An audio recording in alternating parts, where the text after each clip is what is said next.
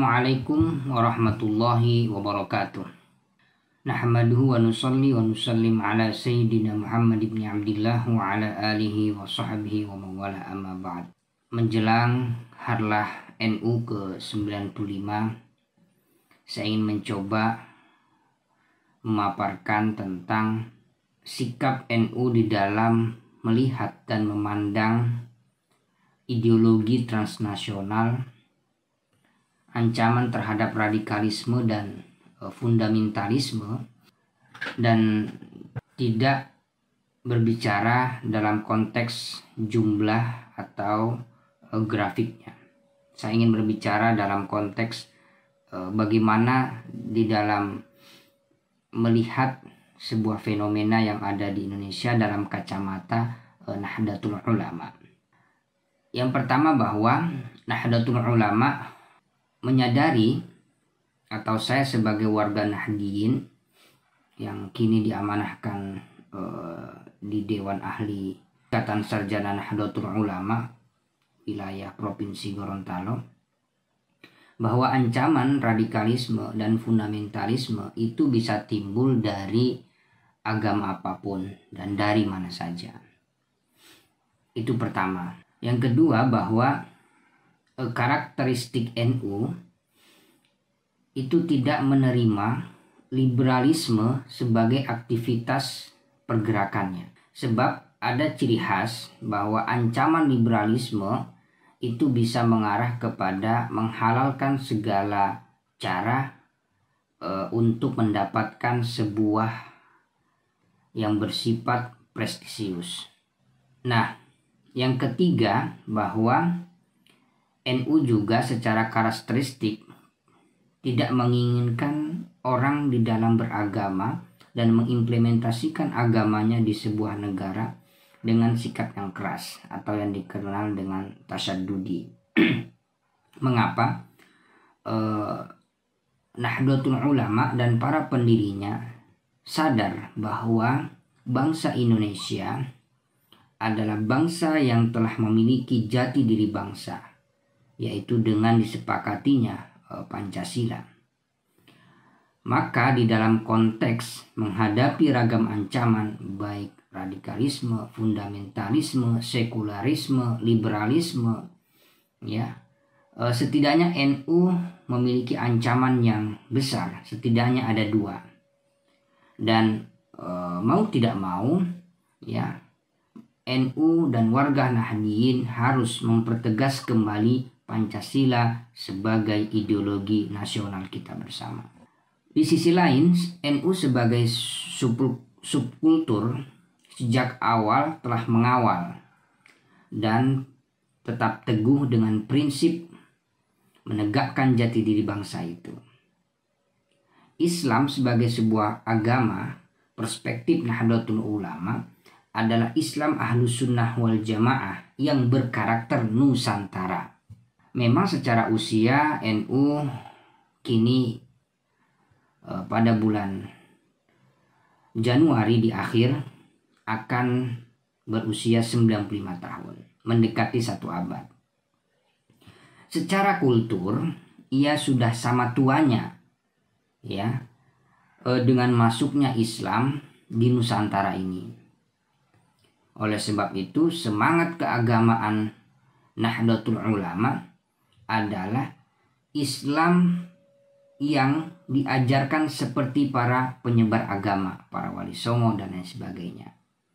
Maka menjadi wajar pula memelihara watak dan karakter bangsa dan negara bagi Nahdlatul Ulama sama dan sebangun dengan memelihara ajaran NU itu sendiri. Artinya, kalau kita ingin mempertahankan agama negara kita, maka kewajiban kita juga menjaga dan memelihara Nahdlatul Ulama itu sendiri. Maka saya ingin mengajak pemirsa untuk berbicara tentang ideologi transnasional. Di sini saya akan menggunakan perspektif NU melalui pikiran-pikiran yang terilhami dari sosok almarhum Kiai Haji Ahmad Hashim Muzadi sebagai guru ideologi saya. Kiai Hasyim Muzadi selalu membicarakan dan mengawali terkait dengan ideologi transnasional dengan adanya perbenturan peradaban, clash of civilization, yang dibumingkan oleh Samuel Huntington. Nah, padahal yang dimaksud oleh Samuel Huntington itu adalah perbenturan ideologi-ideologi besar di dunia, yang dimana pada awalnya hanya berupa pikiran semata, kemudian diikuti dengan agenda aksi secara fisik. Nah, terjadinya perbenturan ini disebabkan atau diakibatkan oleh akibat buntunya dialog yang dibangun oleh berbagai ideologi, atau dialog yang dibangun oleh masing-masing pemimpin dari para penawar ideologi yang ada di dunia ini, sehingga perbedaan itu berlanjut ke tahap selanjutnya, yaitu perbedaan lewat aksi seperti kekerasan fisik atau kekerasan non fisik. Nah, tersebarnya ini masih dalam kerangka pemikiran Ki Ahmad Hashim Muzadi. Tersebarnya ideologi liberalisme Barat sejak abad pertengahan itu dibarengi dengan model imperialisme di negara-negara Islam di Timur Tengah. Ya, setelah memang sebelumnya itu liberalisme di Barat sendiri berhasil menaklukkan ya agama-agama di Barat. Nah, kesuksesan ini kemudian diekspor ke negara-negara Timur Tengah, sehingga seperti khilafah Islamiyah mulai dari dinasti Umayyah, kemudian Abbasiyah, kemudian hingga Turki Utsmani tumbang satu persatu. Nah, kemudian juga di sisi lain termasuk terjajahnya Indonesia oleh Belanda, yang orang sering sebut kira-kira mencapai kisaran 350 tahun. Walaupun ini masih menjadi debatable karena banyak pandangan terkait apakah kita dijajah selama 350 tahun atau tidak. Tapi kita bukan berbicara dalam konteks ini. Tetapi sebelum saya berbicara jauh, kenapa para penawar ideologi transnasional yang ada di Indonesia ini sangat benci terhadap para pembawa pemikiran sekuler dan liberal, karena bagi mereka bahwa tumbangnya khilafah Islamiyah di Turki pada tahun 1924 itu disebabkan mewabahnya sekularisme, liberalisme, ya. Dan kemudian mereka membuat narasi bahwa runtuhnya itu disebabkan mereka anti terhadap ajaran agama atau ajaran Islam. Tapi itu pendapat mereka. Nah, muncul gerakan Islam ideologis di Timur Tengah misalnya seperti Ikhwanul Muslimin, tempat awal memulainya ghirah praktek politik yang dibungkus dengan agama oleh Taqiyuddin An-Nabhani, walaupun dia tidak masuk di dalam struktural Ikhwanul Muslimin. Nah, tetapi dia punya kedekatan emosional dengan Ikhwanul Muslimin ini. Nah, jadi gerakan Islam ideologis di Timur Tengah seperti Ikhwanul Muslimin, kemudian ada juga Hizbut Tahrir yang dibuat oleh Taqiyuddin An-Nabhani, kemudian Majelis Mujahidin, kemudian Al-Qaeda ya yang dinobatkan atau dinisbatkan sebagai pelaku terhadap runtuhnya WTC itu. Nah, dan sebagainya itu disebabkan reaksi mereka terhadap mewabahnya liberalisme di Indonesia zaman pra-kemerdekaan ya.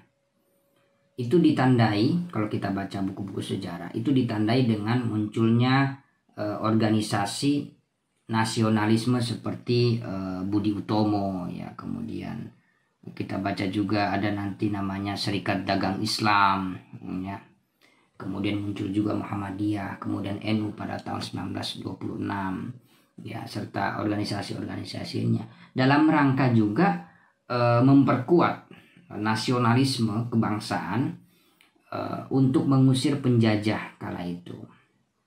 Nah, di dalam konteks kekinian Ya, setelah negara-negara jajahan itu merdeka seperti Indonesia, ya, yang telah mengusir para penjajah, embrio atau bibitnya itu sudah potensi dipanen. Ideologi itu yang ada terus disebarkan.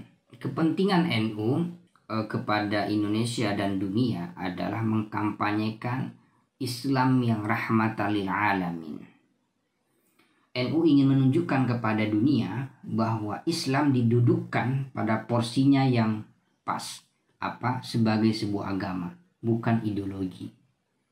Mengapa? Karena di Timur Tengah terjadinya kekacauan, kemudian perbedaan yang awalnya hanya bersifat berupa pemikiran, ya, kemudian melahirkan ragam aksi. Itu disebabkan salah satunya karena banyak orang atau kelompok yang menawarkan Islam sebagai sebuah ideologi. Kalau di Indonesia itu seperti Hizbut Tahrir Indonesia, dan juga ingat Front Pembela Islam, karena di dalam visi misi dia dengan bungkus NKRI bersyariah, tetapi visinya atau tujuannya, goalnya itu adalah khilafah Islamiyah juga.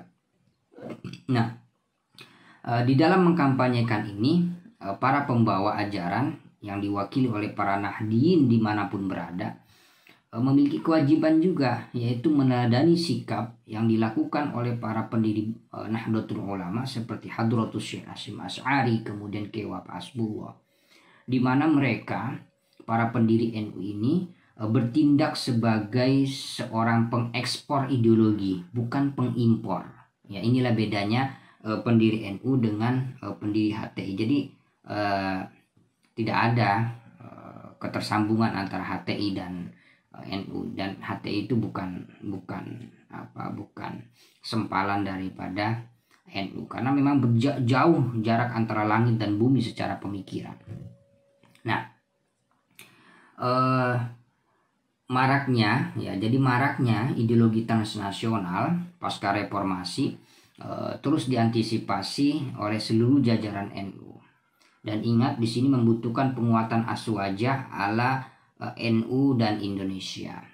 Karena Indonesia agama, kemudian Indonesia dan Nahdlatul Ulama adalah tiga hal yang tidak bisa terpisahkan di dalam membangun peradaban Indonesia yang baik dan benar.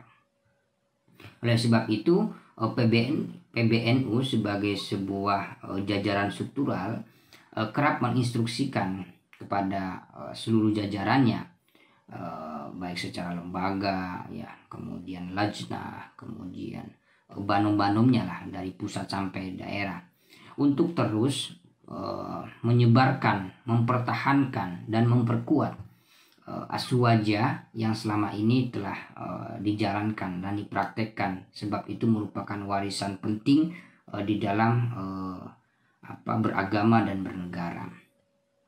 Nah, Ki Hasyim Muzadi sering menceritakan kepada kami bahwa dulu di zamannya Pak Idam Khalid, kemudian Buya Hamka, ya, NU dan Muhammadiyah itu rukun. Karena apa? Mereka sama-sama mengertinya. Nah, sekarang biasanya terjadi perbedaan, kemudian yang mengakibatkan kepada peruncingan, ya, itu disebabkan karena sama-sama tidak mengerti, ya. Banyaklah informasi terkait zaman dulu ketika NU berkiprah. Nah, oleh sebab itu di dalam konteks kita beragama dan bernegara, ya,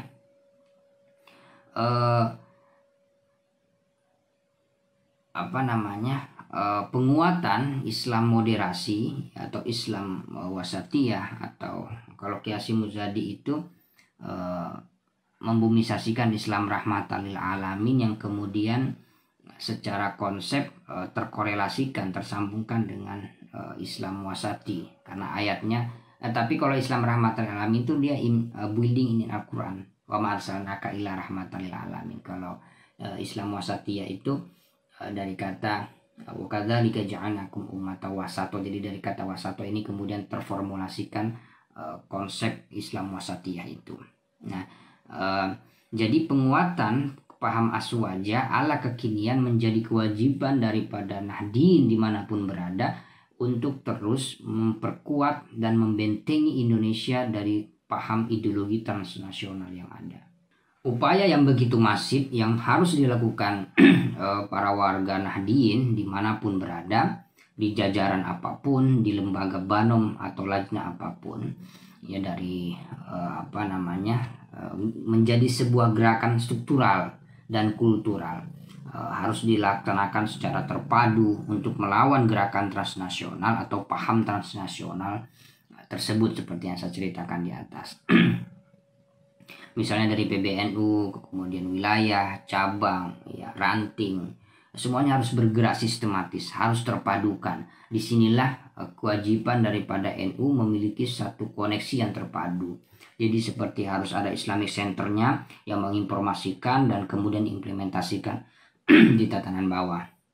Misalnya di tingkat ranting, ya harus memiliki anak ranting yang misalnya berbasis di masjid, ya kan, sampai pada tatanan bawah yang sampai hal sepele misalnya menjaga masjid. Ini penting karena mereka juga kelompok transnasional ini ya masuk juga dari wilayah-wilayah masjid. Mereka mulai misalnya jadi muazin, kemudian tiba-tiba jadi marbot. Nah, kemudian mulailah dipanggil ustadz-ustadznya Wahabi, kemudian dari HTI, ya, kemudian dari MIUMI dan lain sebagainya lah. Ya. Mengapa? Menurut Ki Haji Ahmad Hasyim Muzadi, kelompok ideologi transnasional ini akan bergerak secara sistematis, terstruktur, ya, dan mereka secara finansial cukup, ya sudah cukup mereka. Nah, mereka bergerak dari tempat satu ke tempat yang lain, ya, untuk ini di headline-nya menurut Ki Haji Ahmad Hasyim Muzadi, mereka itu bergerak untuk merobohkan sel-sel nasional kita. Apa itu? Aswaja, ideologi nasional kita, dasar.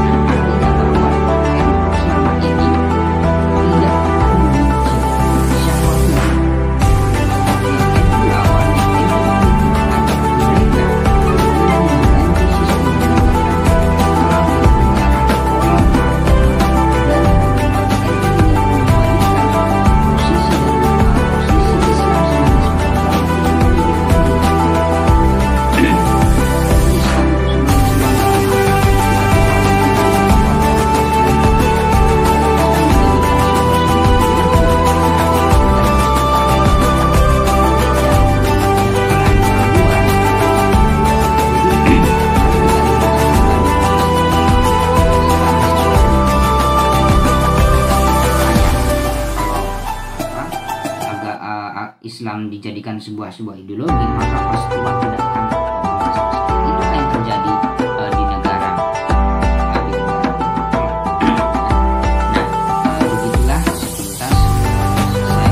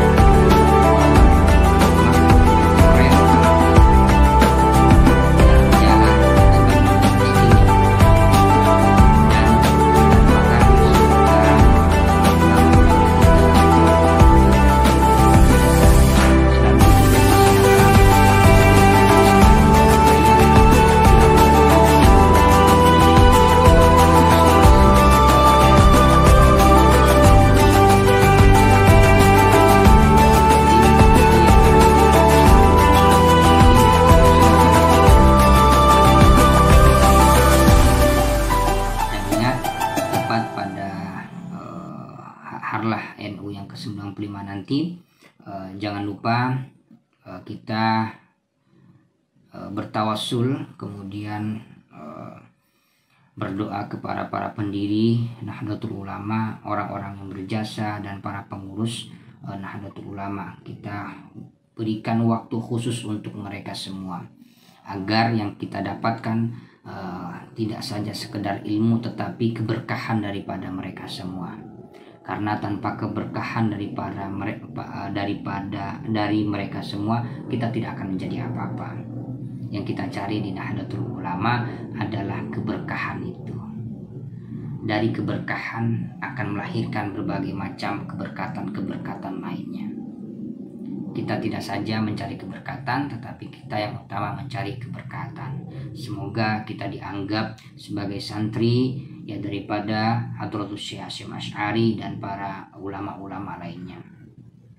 Dan saya mohon izin untuk memberikan dan bertawassul serta menghadiahkan Al-Fatihah kepada guru ideologi saya, yaitu Kiai Haji Ahmad Hasyim Muzadi. Ya, semoga beliau di alam sana ya ditempatkan di sisi terbaik oleh Allah Subhanahu wa taala, dan saya bisa meneladani sedikit demi sedikit apa yang beliau wariskan kepada kita semua. Al-Fatihah. Bismillahirrahmanirrahim. Iyyaka na'budu wa iyyaka nasta'in. Shiratal mustaqim.